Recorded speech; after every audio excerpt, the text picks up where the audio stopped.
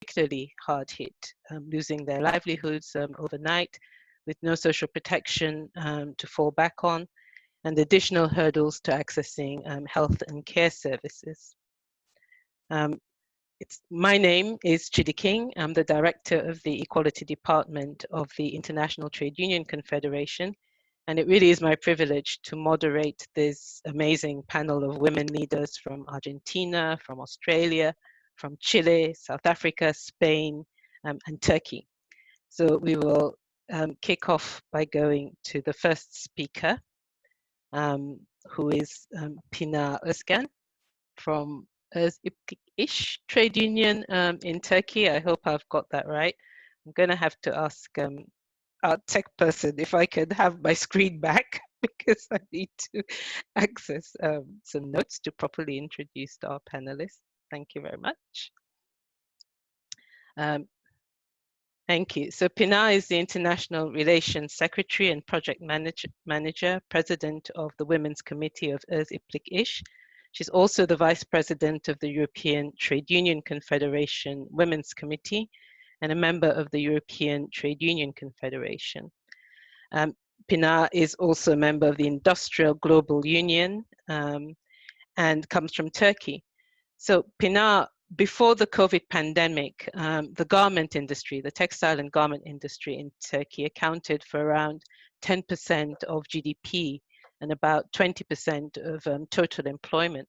So can you tell us what's been the impact of the COVID-19 outbreak on garment workers, majoritarily women, in Turkey? Good afternoon. Thank you, Chidi, and thanks to ITUC and Global Union Federations organizing and inviting me to speak in such an important webinar. Let me give you a quick overview of the textile industry. Industry employs more than 2 million workers, and more than 60% of these workers are women. The sector is very open to exploitation because 50% of the workers are informal and they have precarious working conditions. Of course, the impact of the pandemic is very, very big, and even in global garments supply chains, Turkey and the women. The first coronavirus case was announced in Turkey in the 10th of March, and shortly after the corona cases announced, situation started to alarm. Stores are closed, most of the major brands canceled their orders, many of the factories suspended their production, unpaid leave practices imposed to most of the workers, especially non-unionized factories and subcontractors start dismissing workers. And some workers suffered with the COVID-19 because they were already working with them, producing some masks, and unfortunately some lost their jobs and life. In this pandemic, basically, mostly the women workers lost their income, their jobs, their health, and their life. And women are more exposed to the social, economical, and psychological consequences of the virus because of the existing inequalities. They are already underemployed, they're underpaid with respect to the men, and do 3 times as much unpaid care work than men. And this virus is only adds to this burden. Especially with the closure of the workplaces, schools are already in the house, and childcare facilities are already even more, and invisible labor is increased. Informal garment workers, the ones working in the sweatshops, and home-based women workers are the ones mostly affected from the crisis. And they are the ones mostly lost their jobs and income. They cannot be formally recognized. They cannot benefit from any of the government schemes. So they are most vulnerable. And women faced with the greater risk of losing their jobs in the near future. If the factories decrease the number of workers on site, increase the rotation, change the working time and shifts, it's harder for women to adapt because of their assigned house and care responsibilities.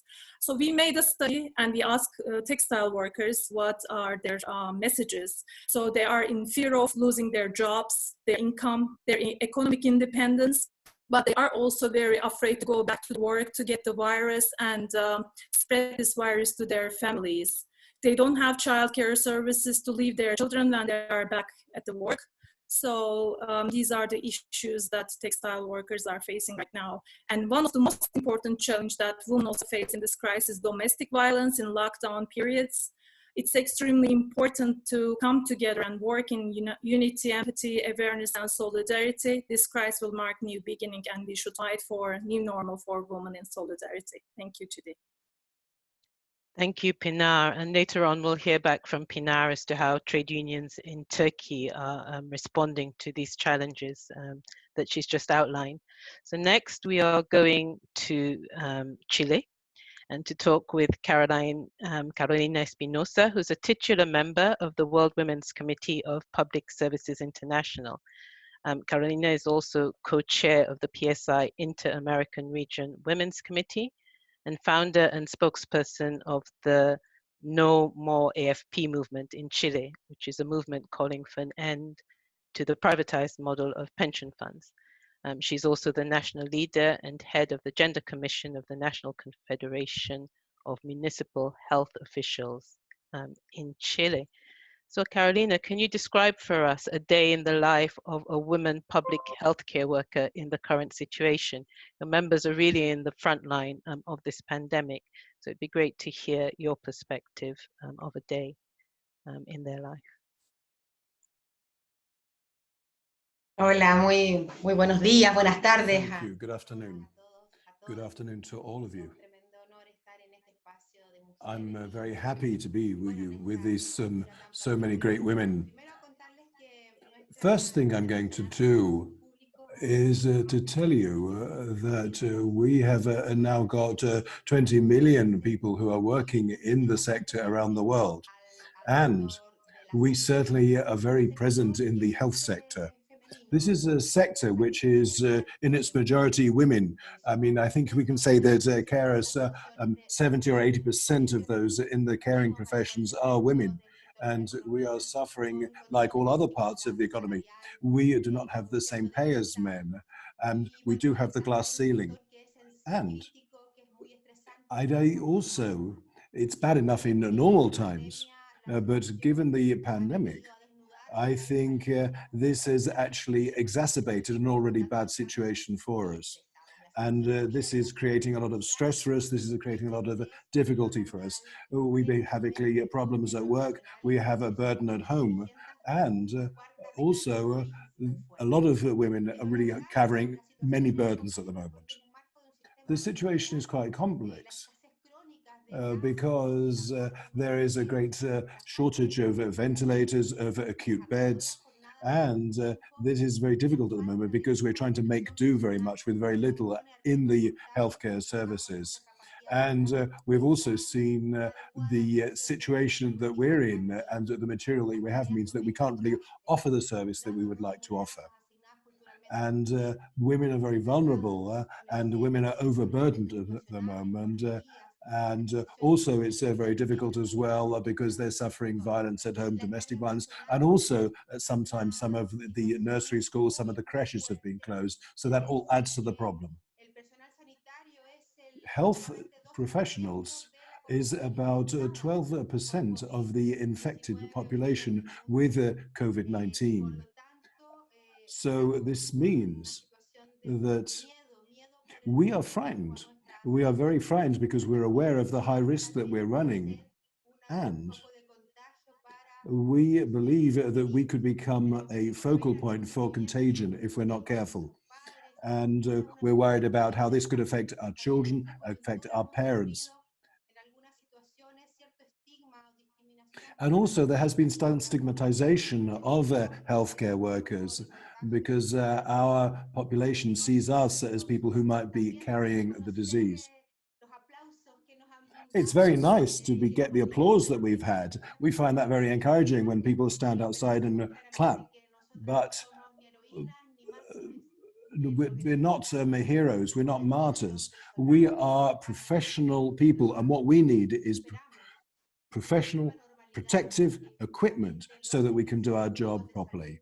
And it is important that we can have the resources we need as public health services so that we can provide the care that all people need. Thank you.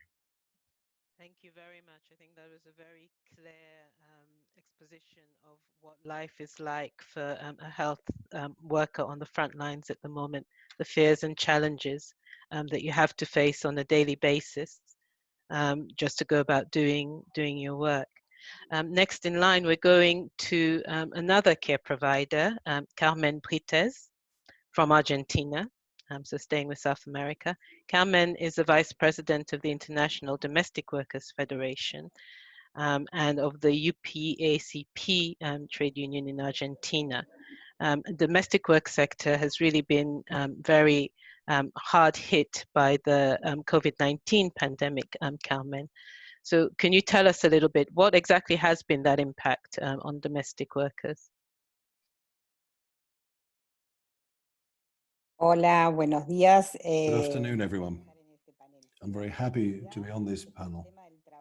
And when it comes to the work done by domestic workers, well, I have to say our sector has been very affected by COVID-19. We're very vulnerable in this sector. A lot of people suffer discrimination already, and there can even be violence at the place of work. There are a lot of women who work in domestic work, and they're not registered, they're not in a legal situation. And I think that makes things even worse. It compounds an already difficult situation. And this often means that we're not got health cover. Although in some countries, I have to say, we have been able to get this, and we have been able to make some headway in getting better rights. I would agree with what just said about by the sister from Chile. We are very much in the front line here. In Argentina, for example, we have carers who do this work and also look after to children and teenagers, and people have kept going to work throughout the crisis. But in some countries, there has not been a complete lockdown, so people have continued to go to work. And this means that the domestic worker, who is someone who is very exposed to infection with C19, we've seen a number of people who've caught the virus, and not just in our country. I mean, this is something that's been seen around the world. In Ecuador, for example, which is a part of our federation, this is a country which is very close to us. And in Guayaquil, the second city, there are a lot of people who've been infected with COVID-19, and a lot of carers have been infected there as well. And also, some workers have been made redundant, or they have been subject to abuses, particularly if they are closed off areas. And sometimes there was one case, for example, where the domestic worker was found locked into a big trunk. And there are other cases where people have been injured and where people have suffered physical damage.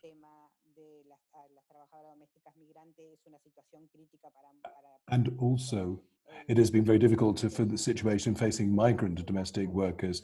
People get low pay, and with COVID-19, there is a quarantine in some areas, or sometimes it's a little absolute and sometimes it's a bit laxer. But this has also been very difficult for them, particularly those who are on low pay. But it's been very difficult for them to pay some of their fixed costs because they haven't been getting money coming in.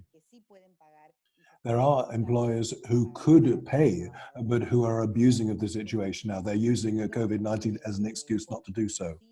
This is a serious problem for us because it means that people are not working according to the recommendations which have been made in various countries regarding the return to work post-lockdown. And I think this is going to be a problem not just for us and not just now with COVID-19, but I think when the pandemic recedes, I think we have to look at how people get back into work, and they have to be certain that when they go back to work, they will not get infected. And it's important that the employers give workers what they need, and they have to be done properly. Basically, this is a person who is a worker for you, and the family that employs them is an employer, and they have to do their duty by their employee. And these protocols that have to be put in place so that we should not only look after the employers, but there is a duty of care on the part of the employer here. I know that the employee in this business is looking after the employer, but given the situation at the moment, we believe that the employer has a very serious duty of care towards the domestic worker who is their employee. That is the situation that we're in at the moment. Thank you. Thank you very much, Carmen. And again, another very clear exposition of the daily challenges faced by domestic workers, and the salutary reminder that employers, even in private households, have all the responsibilities that employers should have in terms of protecting their workers during this pandemic, and that the workers, of course, are putting themselves at risk of getting the disease from their employers, just as the employers may fear getting the disease from their domestic workers. So thank you very much for those insights. Next, we are going to South Africa. I hope Patricia is with us, Patricia Nyman, from the South African Commercial Catering and Allied Workers Union. And Patricia is also the World Women's President of UNI Global Union and of UNI Africa. So Patricia, I can't see you on my screen, but if you're here, over to you.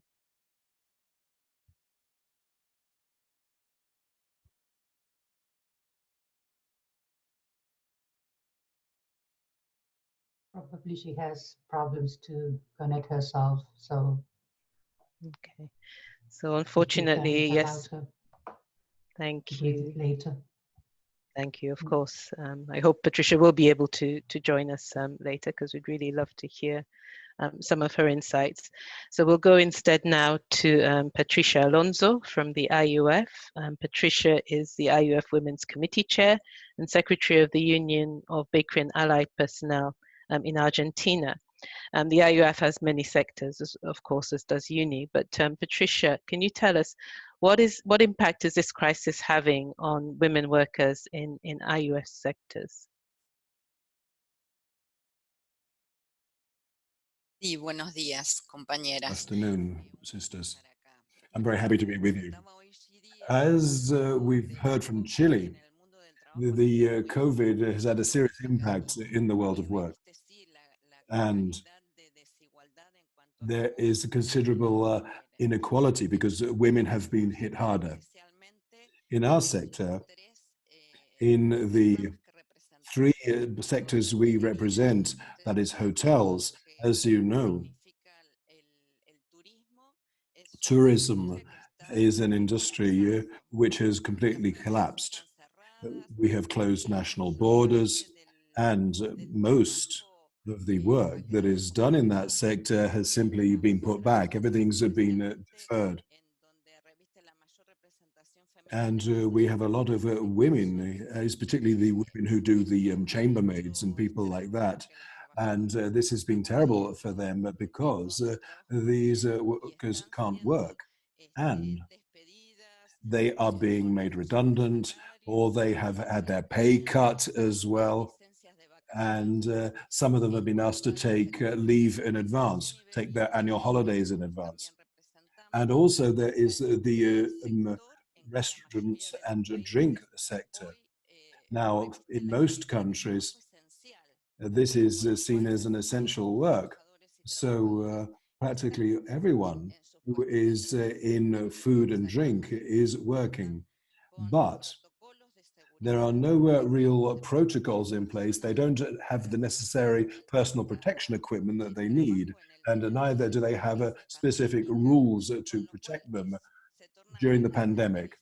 So it is quite difficult for them. And here, women are suffering more because they have to stay in their post. They have to be at work. And also they have the caring job that they have at home as well, in addition to that. So it's very difficult for them to balance work and their private life. And they have also seen pay cuts, and some have been made redundant. The other sector that we're really concerned about is agriculture. Here, There are a lot of women who work in it. It is 70% of the workers in agriculture are women, and they are really suffering with COVID because there are no real safety rules in place, and they do not have the equipment that they need. So this means this also shows that our food supply system in some parts of the world is very fragile. And 5% of workers in agriculture actually are having their full rights recognized and getting the protection they need. And therefore, we are very worried indeed about what is happening in the agricultural sector. And we are really pushing governments here to get them to recognize the role played by women in agriculture. Excellent. Thank you. So much, Patricia. That was very brief, but very comprehensive, I think. Again, outlining of what's going on in different sectors at uni. Next, we are going all the way to Australia. Michelle Myers is ITF's women, is on the ITF Women Transport Workers Committee. She's the vice chair. And Michelle is an ex-dock worker, now a union official, and a member of women in male-dominated industries, as well as wearing quite a few other hats. So we've had a close look at female-dominated sectors to date, Michelle, but what does a gender-blind COVID-19 response look like in a male-dominated sector? How does it exacerbate existing inequalities for all women workers, but specifically for women workers in male-dominated industries? Thanks, Chidi. There's a lot of inequalities in male-dominated industries, and they have been around for quite a long time. But this pandemic is bringing out those and making things much worse. A number of areas are, just access to safe and decent work, lack of representation, the impact of technology, and gender-based violence. Those things are at an alarming scale. Transport jobs are stubbornly highly segregated by gender. The use of technology to replace transport jobs is nothing new, but now there seems to be a rush on doing that under the guise of preventing virus transmission. In India, most recently, women working on buses are concentrated as conductors, while drivers are mostly male. One state employer has already implemented driver-only night buses. So these initiatives will permanently impact women's jobs. I guess in Australia, we have been under, the same constraints as all of the other sisters have said, border closures and all those sorts of things. We have seafarers in my union that can't get to another state to join a vessel. We have buses and trains in Australia have picked up extra workers for cleaning and more frequent cleaning, but then some of the routes have dropped off and obviously less people are catching public transport. So those are some of the issues that are happening. Aviation, one of our biggest airlines, Qantas, stood down 20,000 workers in March, and then they went to the courts to try and fight so they don't have to pay sick leave. I guess PPE has always been an issue in our male-dominated industries. PPE is usually made for the men that work in those industries. And that's been exacerbated now, obviously, and that needs to be, one of the top priorities for us going forward. According to the ILO's COVID workplace impacts in civil aviation, violence and harassment's been a big issue globally. Episodes of passenger rage. Women are concentrated in these customer-facing roles, so they're most likely to, bear the brunt of these incidents. Lack of representation in transport makes it very difficult for women workers' issues to be heard. 98% of European truck drivers are men. The long-standing issue of sanitation is now more critical than ever to provide access for all workers, but especially women. Truck drivers used to stop at cafes or restaurants to use facilities. In Australia, we had to lobby to keep truck stops open so that people had, facilities to go to for sanitation and for hand cleaning and those sorts of things. So there's definitely been plenty of impacts in that area. Thanks, Judy. Thank you, Michelle, and thank you again for just drawing to our attention, of course, that there are some very real and specific challenges that women face in male-dominated sectors as well, even if there are some similarities across the board, particularly when it comes to issues such as the adequacy of personal protective equipment, and of course issues of gender-based violence and harassment, which can in fact be even more acute in male-dominated sectors in some respects. We're going to go now to the International Federation of Journalists. Maria Ángeles Samperio is the editor of El Diario Montanes, a regional newspaper, the economic section. And she's also chair of the International Federation of Journalists Gender Council and gender coordinator at the Federation of Journalists Association of Spain. She's the vice chair of GAMAG, which is the Global Alliance on Media and Gender.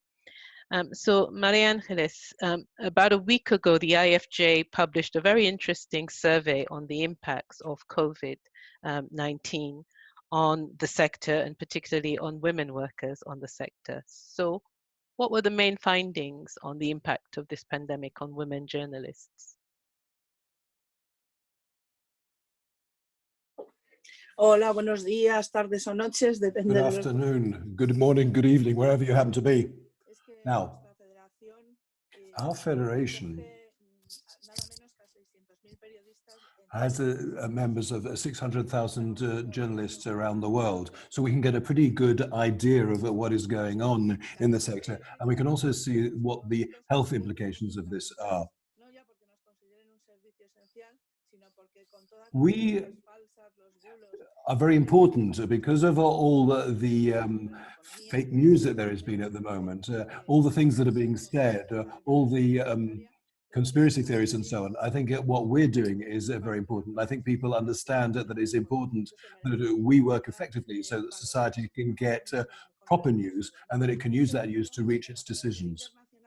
The international federations has looked at how we're working at the moment. This is a time when it's getting difficult to be a journalist. It's difficult to check your sources. Some journalists have been arrested, and some of them have been really cut off from their sources. And it has been very difficult to actually do our job.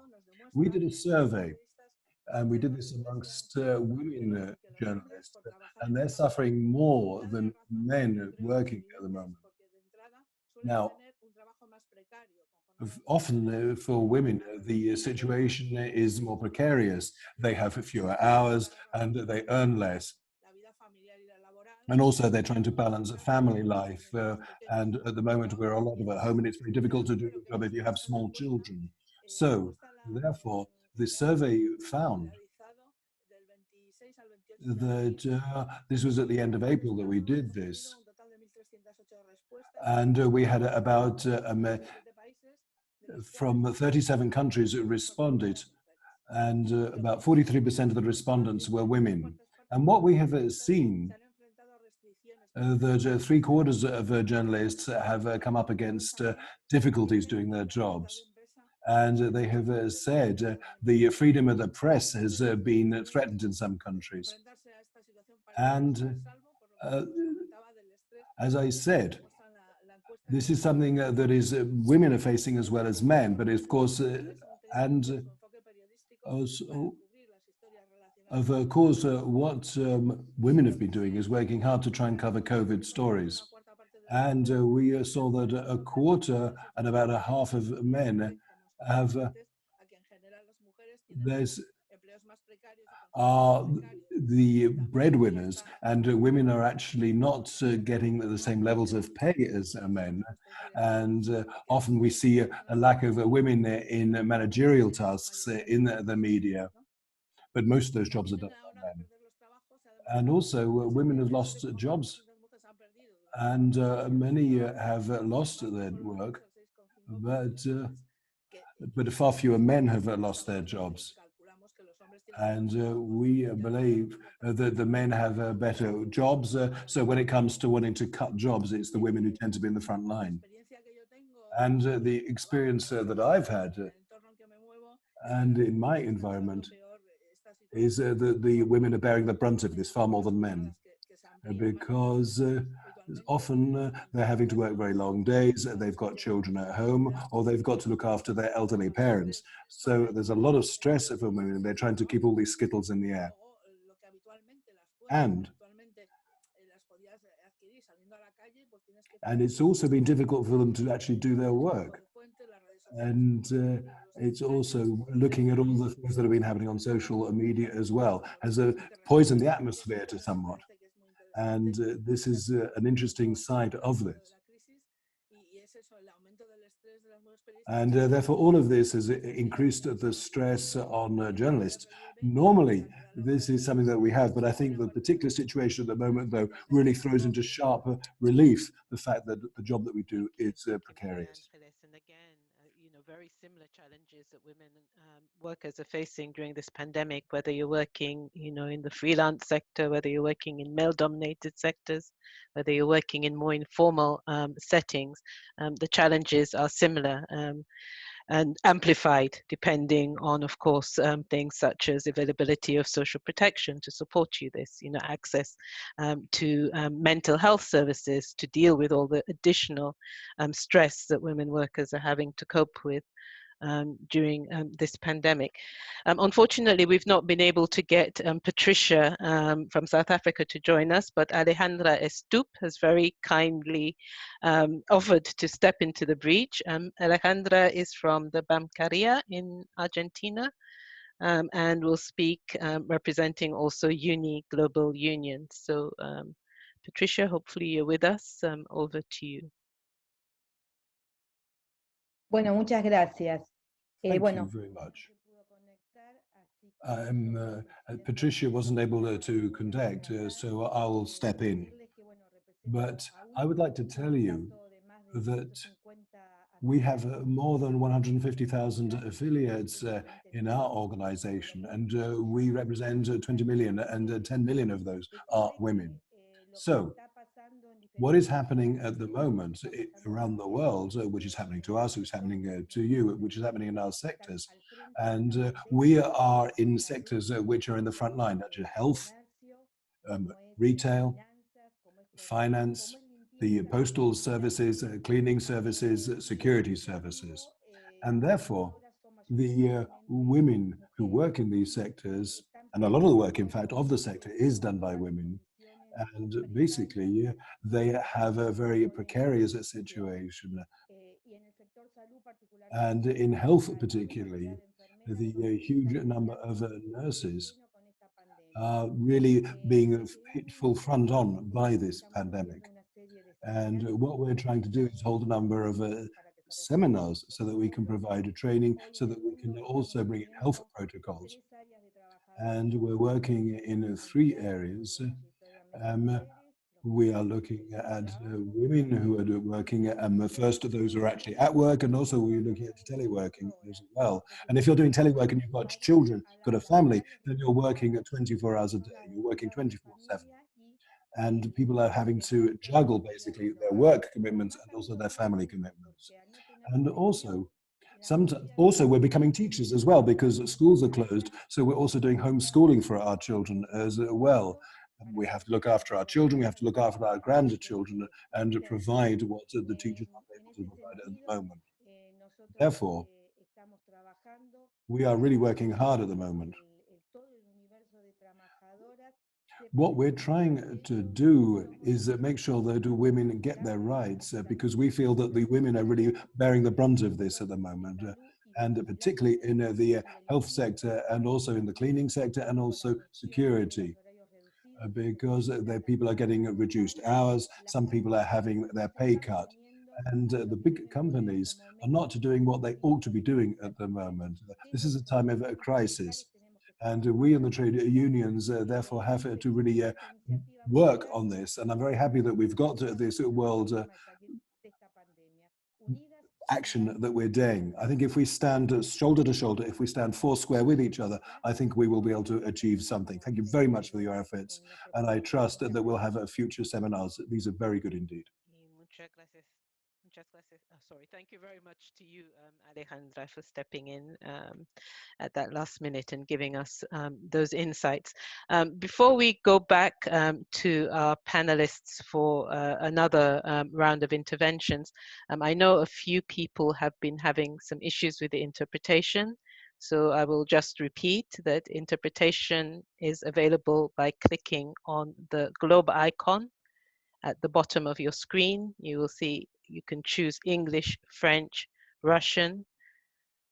Russian is actually Arabic, Spanish, Korean. Korean is actually Hindi. So if you want to listen to Arabic, click on Russian. If you want to listen to Hindi, click on Korean.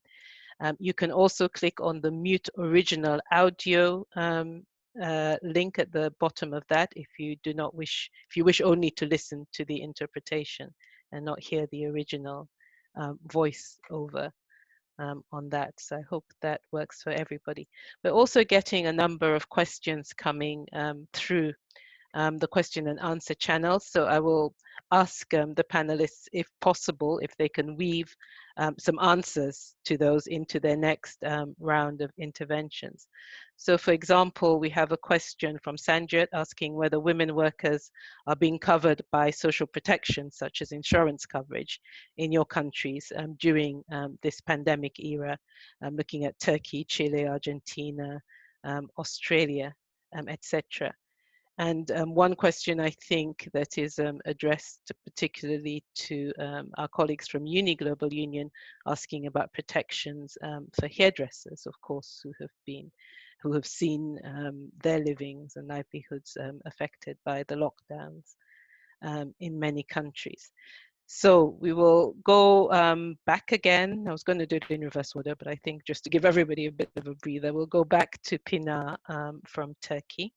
And Pinar, what has been the response of trade unions to address the impacts that you outlined for us earlier, and particularly for garment workers, who, as we said, garment industry is a particularly significant economic industry in Turkey, being, I think, perhaps even the 6th largest textile industry globally. Yes, health and safety of the workers is of course our top priority, and we regularly lobby with the government to protect the workers' health and safety and rights, and there were some measures taken by the government. With request of the unions and our confederation, ban for dismissing workers brought into practice for 3 months, so it seems like women will be stay in employment with the organized workplaces. And Turkish government is also started to implement schemes to support workers, such as short-term working allowance. 60% of the salaries of the workers will be paid by the government. Almost 60 to 70% is covered with the short-term work allowances in the sector. And government also announced to pay around 160 euros per month, which is equivalent to 50% of the minimum wage only, for the workers who are in unpaid leave. And since the beginning of the crisis, we met online with the global brands and National Monitoring Committee of H&M every week. I think it's extremely important for coming together and having social dialogue to produce solutions, determine the risk together, build an action plan together, and ensure the rights of the workers are protected and respected. We communicated also with multi-stake initiatives regarding the safe and ethical production, specifically when the orders are cancelled. We were able to get this in line with together with dialogue also, and our unions prepared very detailed protocol in order to effectively combat against the impact of the COVID-19 outbreak in the workplaces. This protocol is bilateral commitment of the employers and our union to protect the health and safety as well as rights and employment of the workers, and it's an extremely important model for a sustainable businesses when everything is normal. And our union is implementing 2 projects at the moment. One of them is reconciliation of work and family life in the workplaces, and second one is eliminating violence and sexual harassment against women. And both projects are a direct response to the impact of this pandemic, because we need to keep the women employed, and work and life balance practices is extremely important in the state, and domestic violence as well. And we will continue to implement the projects to ensure gender equality for new normal. An industrial established women network in Turkey with the participation of all Turkish affiliate unions from the sectors. Our common goal is to reach gender equality. This network will continue also to focus on the impact of COVID-19 on women. We will also continue to lobby for ratification of ILO 190 and raise awareness for domestic violence through different actions. And we will keep struggling together and create better future for women. Thanks. Thank you. Thank you very much. It's good to hear all the work that the union is doing, and that at least you've managed to put in place some protections for, both health and safety of the workers, but also in terms of their incomes, to help them weather just that little bit better, the devastating impacts of this pandemic, and also to try to protect the garment sector in Turkey. So next we'll go back to Carolina. And Carolina, you told us earlier again just how difficult the working conditions had become for health care workers. How are public services responding to women's needs, though, during the COVID-19 pandemic emergency? Because we know that access to many public health services have just not been available, including sexual reproductive health services. Así es, efectivamente, como Indeed. les comentaba, esta pandemia. As we said, I think this COVID has really shown the weaknesses in our system. And I think it's important that we look in depth of what we actually need as a society. We believe that public services are key so that we can change the patriarchal attitudes in our society. It is important that we have proper services as part of a public service. And we think in that way we will attain gender equality, and it will mean that women and girls can really realize their rights. If you think there's nearly about huge numbers that don't have access to drinking water. And if you go to sub-Saharan Africa, it is the women who have to then walk all the way to the wells to collect the water. And also girls have to do that as well. They have to go in and get that. And they means that they don't go to school because they're too busy going to collect water and do other things like that. And therefore, health is also vital. And we're also looking at sexual and reproductive rights. And I think this is very important because as we actually use as women these services that are available. And it is important, though, at the moment, because of the current crisis, a lot of the other services are being deferred. They're being put on hold. And also, we see there's a lot of violence against women as well. And the situation is dreadful. And we have seen that there's about a 30, 40, 50% increase in abuse against women. And we don't think that this is reasonable. We do not think that at the time when we need it, we cannot get access to the services that we need, and suffering really as victims of this terrible scourge that is violence against women. So at the moment, we would be against the privatization of public services. Every time someone like the International Monetary Fund comes in to promote public-private partnerships, they see this as a way to make things better. We see that in practice, though, all these do is to transfer something from the public sector to the private sector. And we are absolutely convinced that this crisis, this health crisis, this economic crisis that we see in the world should mean that we come through it and we come back to a new normality. And this new normality that we actually change the international taxation system so that we can really have tax justice, so that we can stop people evading tax, avoiding tax, put it in tax havens, And we have to say that people should pay the taxes that they ought to pay so that we can invest in good public services. We're talking here about social protection because we see that as the main way to bring about gender equality, and it is through those services we will protect all human rights. Thank you very much, Carolina. Again, a very important reminder of the vital role of public services, not only our vital health and social care services, but also access to water, you know, and sanitation.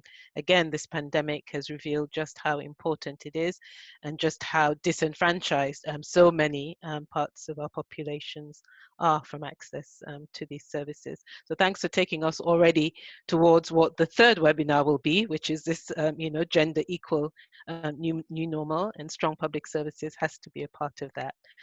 Going back now to Carmen from the International Domestic Workers Federation. Carmen, how are domestic workers and the IDWF responding to this global health crisis? Bueno, yo puedo hablar desde mi sindicato, como en Argentina, pero también I puedo could hablar tell you about what is happening in our situation. I can speak on behalf of my trade union, but also on behalf of the workers I represent who work in people's homes, and I'm talking about domestic workers. I think that we have a lot of people who work in such situations, and I think that this is something affecting all the federations.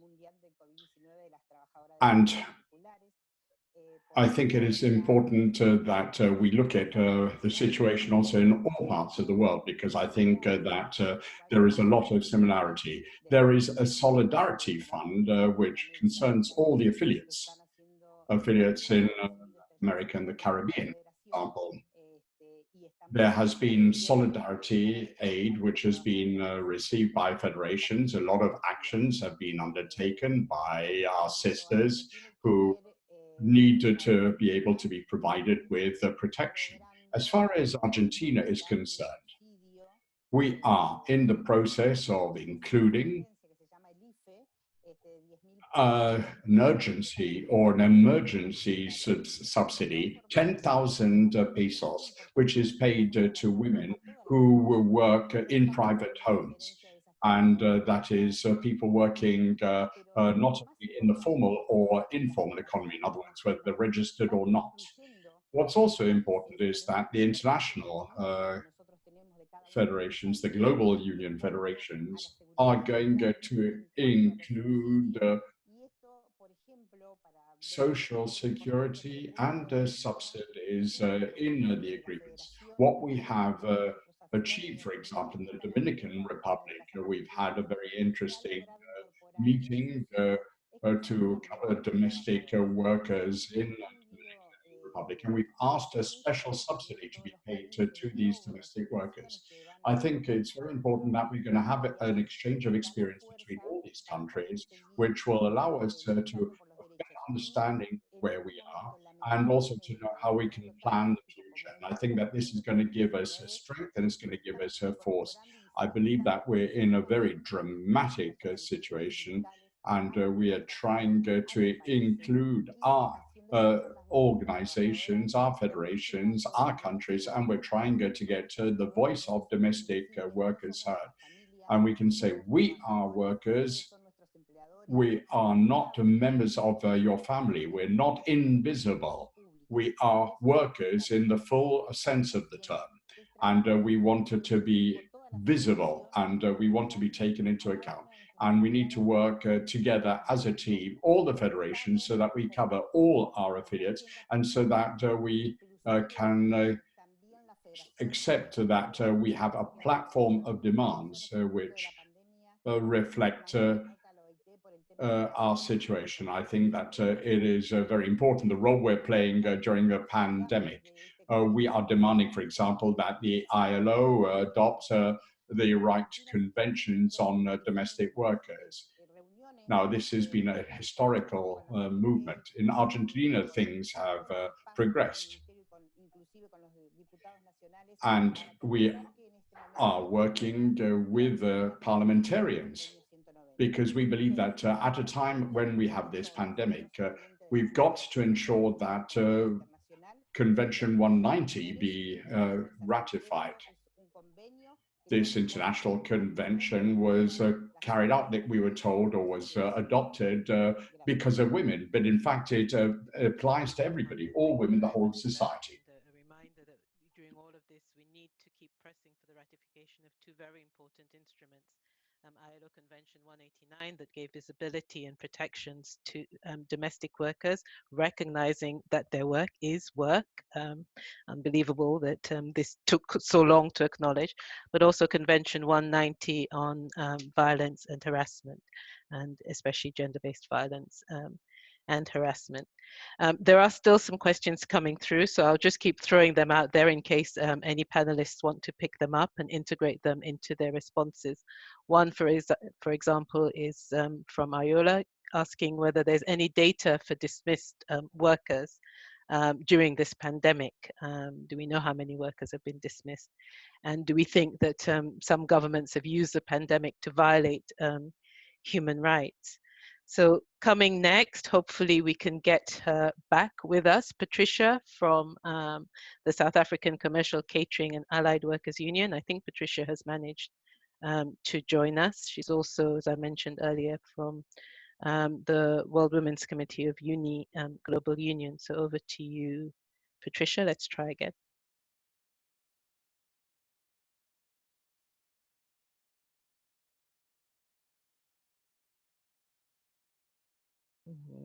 Doesn't seem, no, unfortunately, it doesn't seem that Patricia is able to connect to us with audio. So we may come back then to Alejandra if we haven't managed to resolve those problems by the time we have gone through this second round of questions. So I will go next then back to Patricia Alonso from the IUF. Patricia, what are the main demands that the IUF affiliates have been making in relation to women workers and areas of work and solidarity action during this pandemic? Sí, gracias, compañera. Thank you, sister. We've undertaken a number of different actions in different areas. We've been speaking about the various sectors. Now we've got agreements in many countries with governments to ensure that workplace be respected, that workers be respected, and that we need salaries.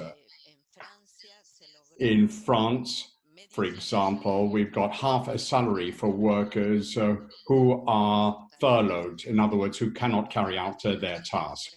In Africa, for example, our sisters are working with the various or in various sectors of the economy in order to produce liquid soap in order to provide protection for workers, particularly those working in the agricultural sector, as well as those working in the informal sector.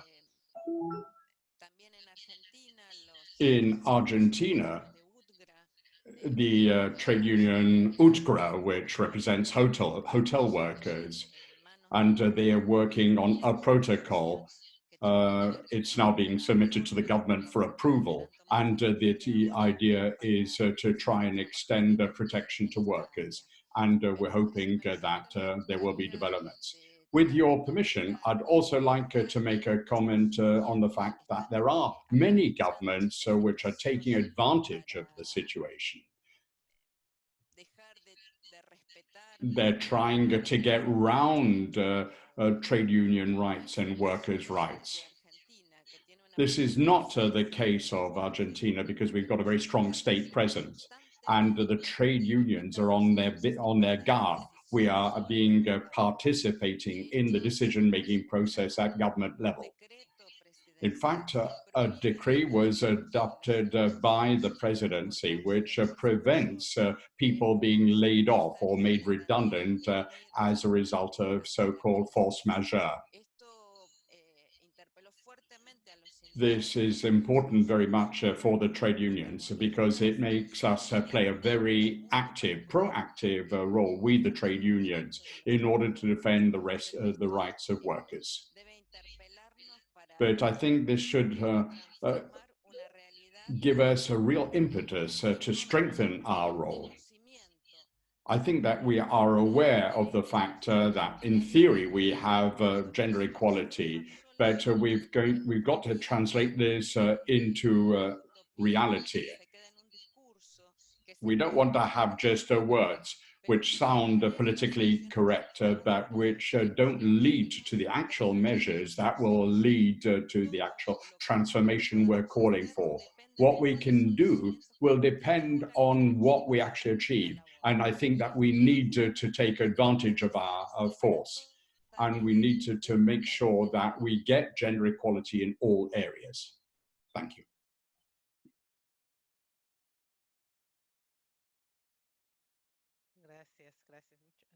Thank you very much, Patricia. And again, thank you for also reminding us that we need transformative action, not just nice words at the end of this. And also highlighting just how important freedom of association, the ability to organize and to engage in social dialogue has been, is, and has been revealed through this pandemic, that, the better responses to this pandemic indeed have been where workers have been able to come to the table and put their demands forward. Protection from dismissals, for instance. It contrasts with a question that we have had through the chat about, some employers forcing their workers, their women workers in particular, to go back to work on pain of dismissal. And the question was, is this normal? So I think you have to some extent answered that. We're coming back next to Michelle Myers. Michelle Myers from Australia and from the ITF.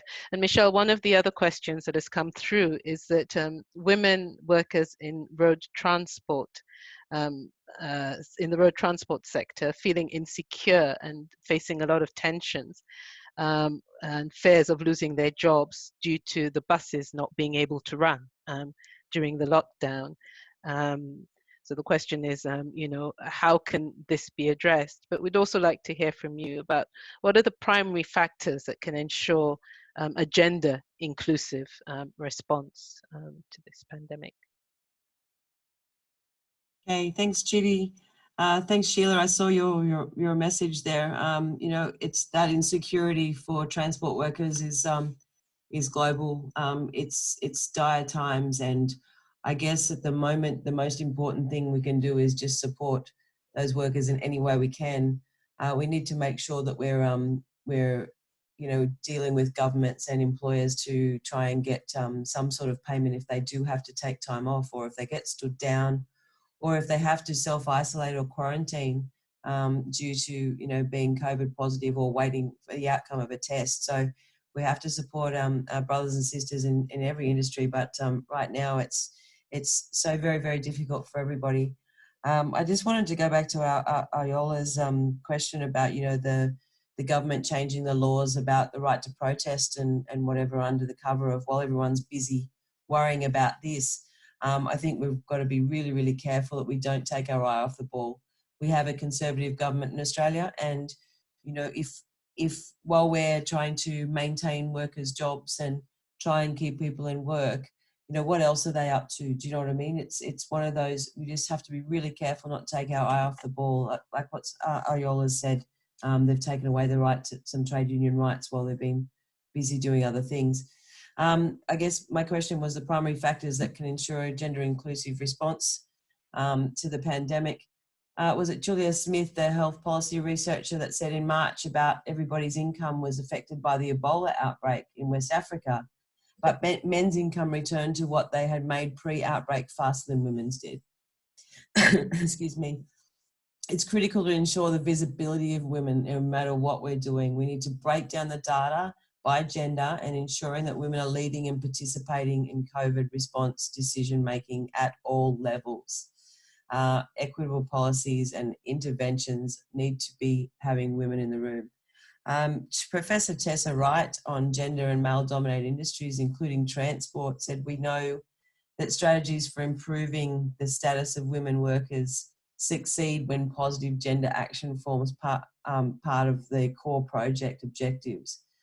Governments have an essential responsibility in rebuilding the economy with substantial economic stimulus through public funds. It's vital that gender justice is integrated within that core investment criteria. Unions have an integral role to play in these in setting these objectives. Unions should be analyzing the ESG of companies. That's the environmental, social, and governance principles of all companies, and that needs a gender lens applied to it. In public transport, the ITF and global employers organisations, UITP, sorry if I got that wrong, signed a joint agreement on strengthening women's employment and equal opportunities in urban public transport. There's a strong foundation for achieving a gender equal new normal in that goal there. We're working with transport unions to ensure that women's experiences and appropriate campaign strategies are part of the solution. I think Alexis was asking, how do you organise during the pandemic? We have to get super creative. We have to reach out in any way we can, like we're doing tonight on this webinar. Somebody said to me today that because of the lockdown, everyone's at home, and for the first time ever, when you're doing the phone banking, everyone's answering and they want to talk. So maybe we go back to old-fashioned phone banking and people are at home and ready to listen, but we definitely need to keep organising. There's a definite opportunity for a shift in the valuing of women's work as we navigate through this crisis. A short time ago, dockers and delivery drivers and people that worked in warehouses were seen as the low-skilled and expendable workers. Today, they are so vital in making sure cargo keeps moving around our countries and moving around within our countries. And it's just such a shift, but that's an opportunity for us. I'll finish with this. We just need to be in the room and we need to be at the table. There should be no policy making without the contribution of women. Make noise, make lots of noise, scream from the rooftops, get in the room and be at the table. In the transport industry, as in all male dominated, we must celebrate and share our successes, shout even louder about continuing gender injustice, even when we think no one's listening. And we'll commit to doing exactly that with our allies and all of you here. And we also need governments to ratify ILO 190 Convention on Violence and Harassment in the World of Work. Thank you, Chidi. Thank you very much, Michelle. Again, yes, indeed, get in the room, make noise, shout, no decisions without women's involvement, absolutely. And we all have to take that to heart. And it's great to also point out that, it sounds a bit trite to say every cloud has a silver lining, but certainly in terms of organizing, confinement means that we do have that opportunity to reconnect in ways that we perhaps haven't been able to with our membership, and to strengthen our organizing base from there. So coming back now to the International Federation of Journalists, Maria Angeles. How has this pandemic impacted the way you do journalism as a woman?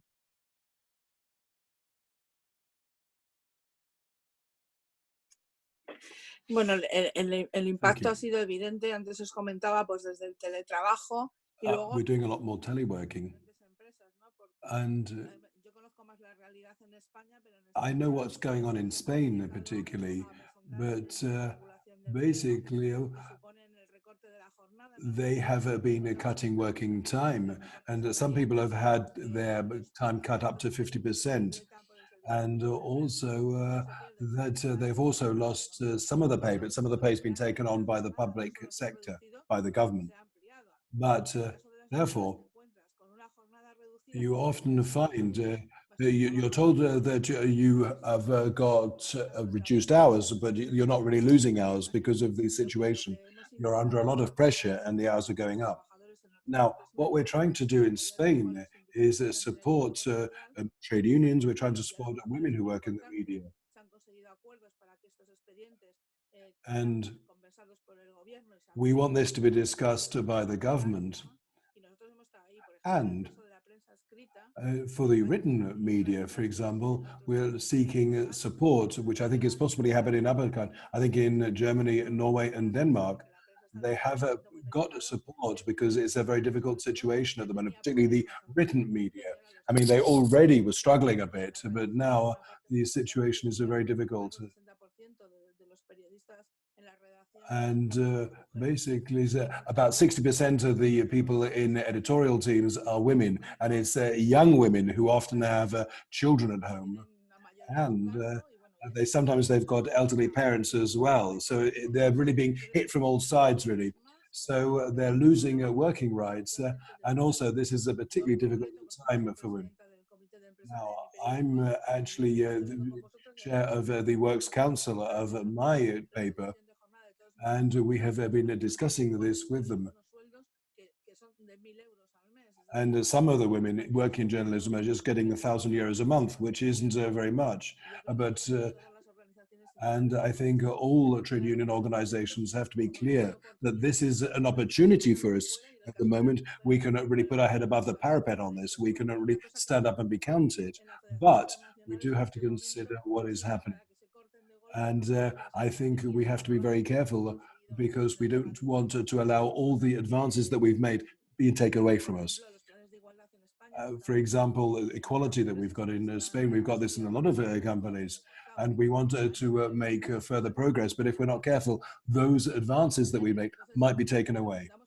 And therefore, this is a difficult situation. And I don't think we can just stand there idly by. I think we have to stand up and be counted. Gracias, muchas gracias. Maria Angela. Okay, we will go back now then to Alejandra. Alejandra, I hope you are still on standby with one more question to you. Great. And I think the question to you actually tallies with a question that has come through the chat room, which is, you know, what best practices are unions implementing to protect women workers? There have been quite a few questions along this line in the chat room. So could you give us an indication? Bueno. Thank you. Sí. Desde Indeed. We are basically working. We're saying that the employers have to respect protocols for health and safety at work. And not only should there be a safety, we believe is important, we need to have a proper isolation, and also people should be given their own masks, and there should be shields. There should be those perspex glass shields where people need them if they cannot distance otherwise, so that we can respect the 2 meters or 1.5 meters between workers. And also those who are facing the public as well, then there has to be proper cleaning of the surfaces.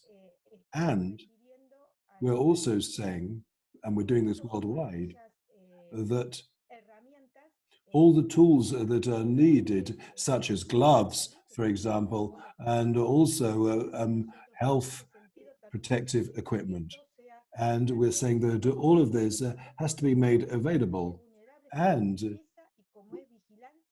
we're looking at security and cleaning here. These are very vulnerable indeed. And we're saying that they must also be getting this protective equipment because this is a public-facing sector. Also, we're calling for additional action for those who work face-to-face with the public. Carmen and Patricia have already spoken about this. And I could tell you that in Argentina, there is a particular bonus which is being given for most of these essential activities. And in other countries, we're also looking into this. Now, of course, this depends on what the central trade unions are doing and what the trade union organizations are doing. Now, at the moment, a lot of these meetings are not face-to-face. We're doing all of this a distance away. We're doing all of this virtually. And of course, it's not very easy for us to get a hearing and get the meetings that we needed to achieve this at the mean, given the situation. We've been looking at teleworking. This was something that a lot of unions have already been talking about. Now here, such workers can be left very solitary because they don't have a proper working day as if they had, were they at a workplace. And I think if people are working from home, there could be exploitation, they could be doing overtime that the employers don't want to pay for. They are subject to great demands. And not only is this got an economic aspect to it, this is also going to affect people's mental health as well, because there is a lot of burden on the workers because they have to try and balance their ordinary work with looking after the family. And also, there are those women who might be the breadwinners for a family. They might be heads of a family. And in our country, in a lot of countries indeed, throughout the world, and we see now a lot of schools are closed as well. So that this means that there are young children at home. And in some cases, there might be very, very young children at home. But there's no one that the women can leave them with, and no the family can leave them with. And also, they have to deal with the elderly as well, because they can't go to their normal day centers or daycare centers because of the situation. So this creates such worry, such anxiety. And it means that people are really on the very edge here. People are really practically running on empty. So I think unless we deal with this, I think there's going to be a serious trouble. I think this is going to cause problems. So what we're trying to do at the moment, we'll find, if we're not careful, that we've got the pandemic and there's going to be other conditions, other health conditions on top of that pandemic. So therefore, we're looking at the effect of telework. We're looking at all the costs at which people are incurring at the moment because of the situation. And it's important that big companies and the employers' organization, which are not those who are suffering the most, and they at the moment have lower costs. They're not spending money on infrastructure. They're not spending money on the utilities because they're not so much going on. And but this is not being discussed, though. When it comes to discussions between workers and employers, the fact that their costs have come down is something that no one's mentioning at the moment. So I think we have to look at that side of it as well. And then exactly, though. So basically, they're saying that they're making losses which they want to share with us, but when they make profit, suddenly they don't want to share that. So I think we have to see that in terms of policy, it is important that governments, the conservative governments, right-wing governments, neoliberal governments, who are those who have pushed the population to the very edge, and it's now shown by this pandemic. And this has been something that the healthcare workers have been blowing the whistle on for a long time. They have been saying this for such a long time. I'm conscious that we have barely 15 minutes left. And we did say that we would be fair to all the panelists in terms of the time available to all of them. There have been some more questions coming through the chat room. De nada, thank you to you, Alejandra, of course. One thing Fiona from Zimbabwe is pointing out is the surge in gender-based violence or state-sponsored violence against citizens on the pretext that people aren't following lockdown conditions. And she gives an example of this as well. I'm sure this is not unique to Zimbabwe, but it may be something that other panelists want to comment on. But one question, and perhaps somebody from IUF or indeed IDWF can also speak to this, or from other of the global union federations, of course. How has the interaction between gender and migration status played out, especially but not only in the agriculture sector? What is the experience from unions? So maybe I can go to Patricia at the IUF first of all, given the focus on the agricultural sector. What has been this interaction between gender and migration status during the pandemic?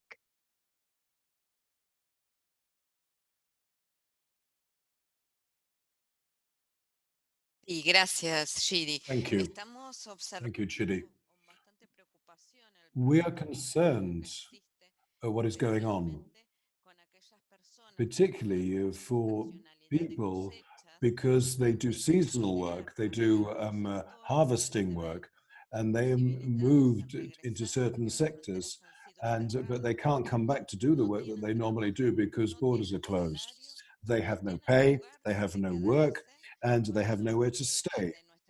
And in the international, we are trying to put in place a system so that we can provide a network for them, so that we can protect those workers. And you see the opposite happening. Sometimes the agricultural workers who depend on this kind of migration corridor so that they can earn a living, they don't have it anymore. And some of them have to stay away from where they would normally go to pick the harvest. We're seeing this. And this is really a lot of problems with migratory workers, particularly those in the agricultural sector. We know that agricultural workers are in a very precarious situation at the moment. And there are a lot of people who work in an informal sector. And this is because they are not being properly protected, not only their labor rights, but we're looking at the most fundamental human rights, such as access to water or access to basic services. Here, we are working very hard indeed with the international, particularly with the agricultural sectors, and we are particularly working with migrant workers. We're working on this very much. Thank you, Patricia. And of course, agricultural workers are, again, part of the low-waged, mass of workers whose work has never been recognized as essential until now. I mean, it's taken a global pandemic for us to acknowledge just how essential that work is. So when we look towards our new normal, let's hope that these new definitions of what is essential work stay in place. We really do have to fight for that, to make sure that we don't lose that. And again, that interaction just shows, how the inequalities have been compounded and exacerbated and revealed, by the COVID pandemic. A question many of you have touched on, or rather, the answer to which many of you have touched on during your interventions, which is how unions are dealing with this mandatory overtime of combining unpaid work with looking after children or other dependents whilst the schools are closed, and whilst access to other care services, including childcare services, may be limited. I wonder whether there is anybody who wants to raise their hand and take on that particular question. If there is from the panelists, just let me know. Yes, Carmen. Go ahead, Carmen, from IDWF. Bueno, yo voy a hablar. I'm going to talk about domestic workers in particular, picking up on this point. I know there are different classifications under Convention 189. Looking at domestic work, very recently, we have been recognized by UniGlobal as part of the care sector. This was very important. This happened in 2016. UniGlobal recognized us as such, and domestic work was recognized as a care sector. But there are those who are paid to do their care work, as we have all seen, but there is also those who do care work which is not remunerated. And that is what we do when we leave work and we have to continue working in our own homes. And here, the situation is serious because people who do domestic work in private houses, this is a sector where they're not earning very much. These are low-pay jobs. And what this means is you have to consider how these parents can help their children at this time. How can they help them if they're in primary or secondary school? How can they put in place the technology that they might need, these children? Because often they live in parts of the world where there is no internet. They might not have a computer. And it's very difficult to deal with the current situation, particularly with your children at home. And it also means that they're not able to support their children in their schooling.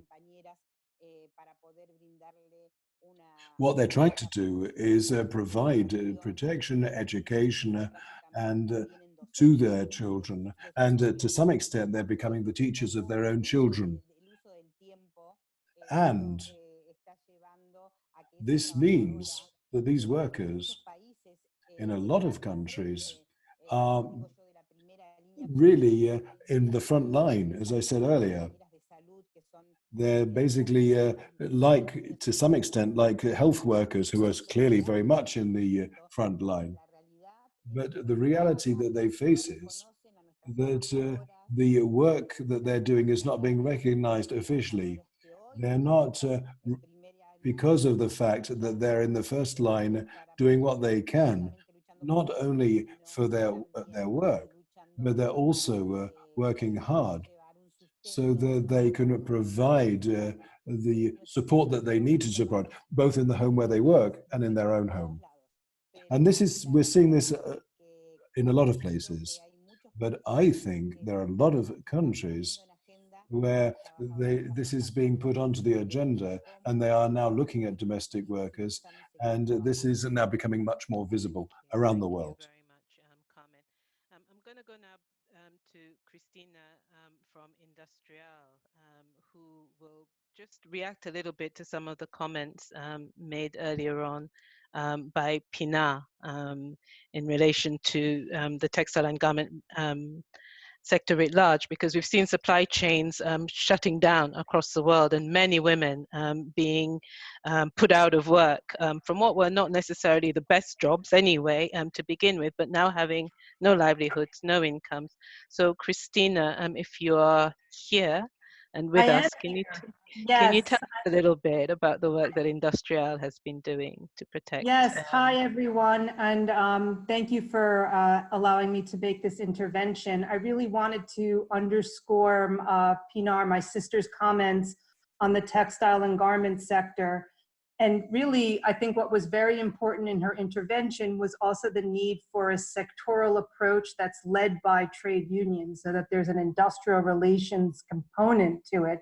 And I think when we talk about this new normal, I think for a sector in the supply chain, so particularly the textile and garment sector, a new normal for us would be to forge ahead with sectoral agreements. These are key in this industry, and we really saw in the COVID-19 pandemic, and we see it where trade unions, where they've had sectoral bargaining, have been really able to protect workers in this pandemic. And where we had enterprise-based bargaining, it's been very difficult to fashion a resolution for workers in the sector.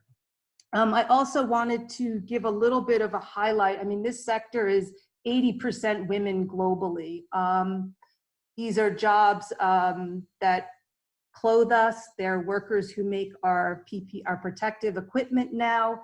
They have a very important role in the work that we do in manufacturing. From a global level, Industrial has been demanding that brands, employers, and governments must come together with trade unions to find ways to support workers in this unprecedented period, because I think what's really at stake here is the whole viability of the industry. So on that level, that's been really, how do we ensure that coming out of this pandemic that the industry is still there?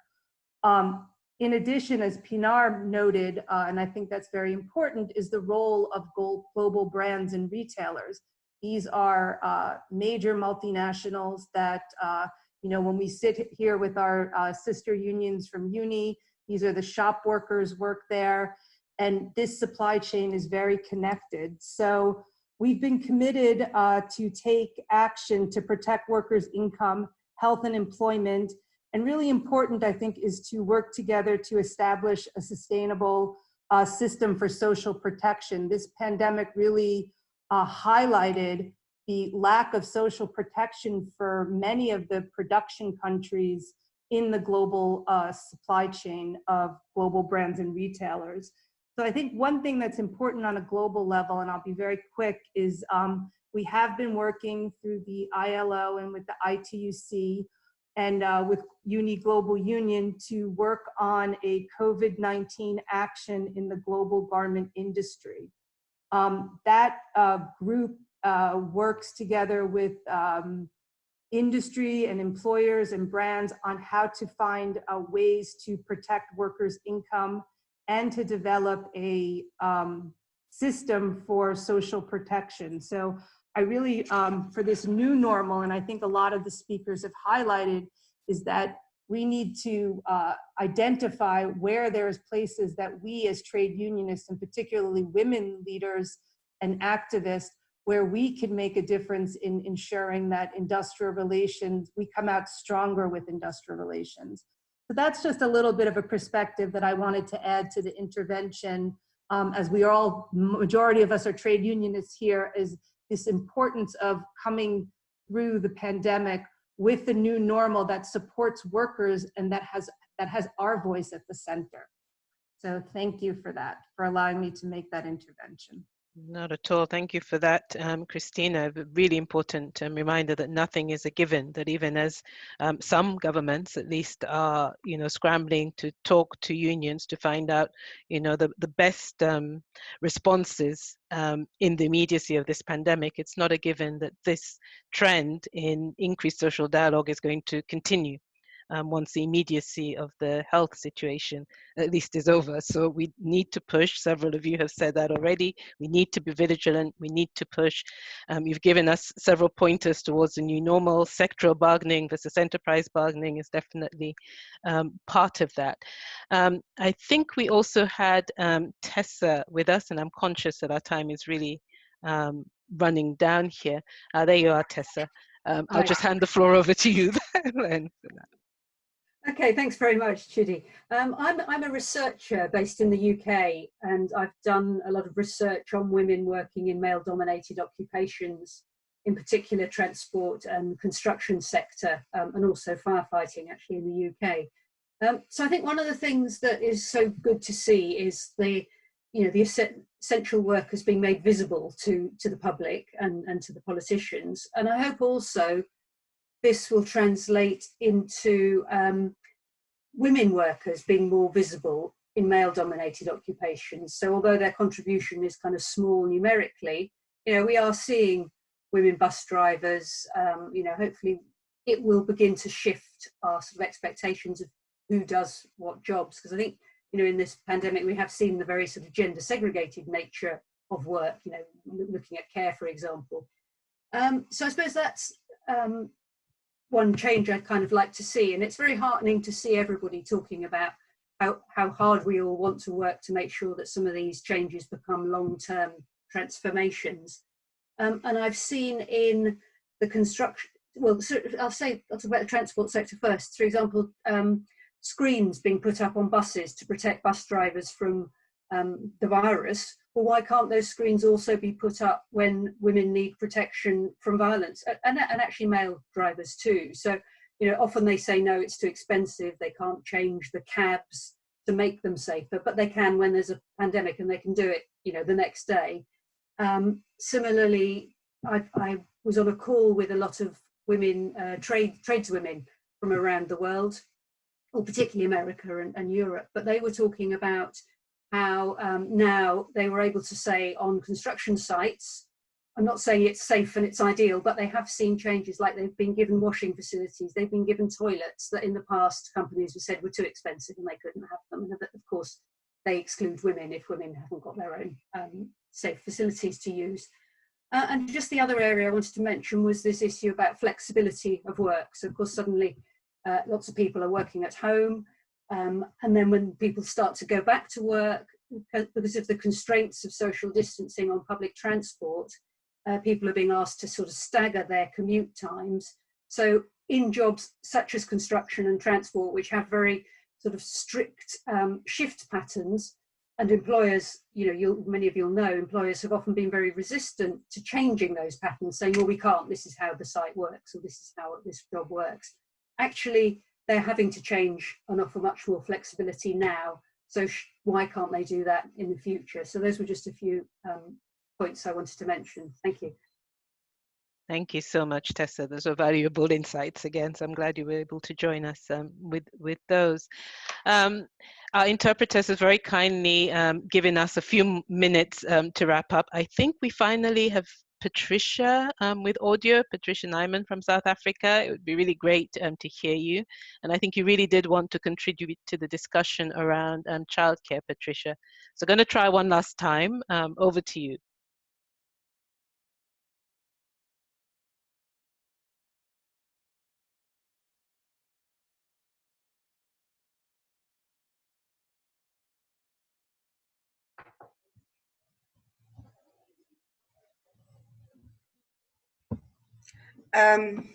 Good afternoon. Can you hear me?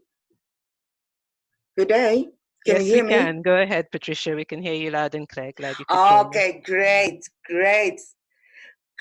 Solidarity greetings to all of you. I'm sorry I had gremlins, but just to have my voice being heard on behalf of Uni, I'd just like to say on the childcare issue is that we must first realize that our labor legislation is still in place. It hasn't been suspended. So in terms of childcare provisions, your labor legislation would still apply. If your child is sick, you must take your childcare leave. But what we are pushing for the employers as well is to have special provisions for working parents who are considered essential workers, in particular single mothers, and then also the expanding the sick leave for workers who need to take care of the children and the elder, whilst those workers are essential workers. So we are not in a normal situation. We are in a so-called unprecedented situation. So employers need to make special provisions. And the point is that we as trade unionists and women activists, we need to ensure that we actually put this on the bargaining agenda as we are negotiating around COVID-19 health and safety measures. So I thank you very much, comrades. Thank you very much, Patricia. So pleased you were finally able to join us and bring those important observations to the discussion. And I think the points you made are very well made. Indeed, we can't wait to start working for this gender equal new normal. We have to be doing it now, or else we are going to go back to business as usual. Others are already pushing us towards that trajectory. So we need to combine our efforts now. And hopefully by the time we get to the third in the series of the webinar, we will be able to report back on what we have been doing and some successes as well in building towards this gender equal new normal. I just want to wrap up this session by an enormous vote of gratitude to all the panelists for being with us today, for sharing your expertise, your insight, your knowledge with grace and patience, for all the work that you're doing out there at this incredible time and moment in our collective history, for working towards gender equality and equality right across the board for all marginalized, dispossessed, discriminated against groups of workers. This is essential to building the kind of world that we want to see emerging from this. We will have the next in the series of webinars, I think in 2 weeks' time, again on a Tuesday, at the same time, focusing on stopping gender-based violence and harassment in the midst of this global pandemic and the work that trade unions are doing there now. So again, let me finish then also by thanking my wonderful sisters at the Global Union Federations. And this is a point where you think, okay, I'm going to try and reel off everybody's names. I hope I actually don't miss out anybody's name. So Veronica, the two Veronicas, Veronica at Uni, Veronica at PSI, Madeleine and Rebecca at Education International, Pamela at the International Federation of Journalists, Elizabeth and Adriana at the International Domestic Workers Federations, Amel at Industrial, Julie at IUF, Jody and Neha at the International Transport Workers Federation. Huge thanks to all of you, and I really hope that I haven't forgotten anybody. A huge thanks to all of you behind the scenes who have also made this webinar possible, whether working on the comms side, on the technical side. It's really been thanks to you that we've been able to put this on. And finally, but of course not least, a very, very huge thanks to our interpreters who've enabled us to communicate in multiple languages today. We're all clapping and saluting you. I hope that we haven't made your work too difficult by speaking too quickly, but thank you also for giving us these extra few minutes to wrap up the session. So thank you everybody, and see you again in 2 weeks' time, the webinar number 2. Bye. Thank you.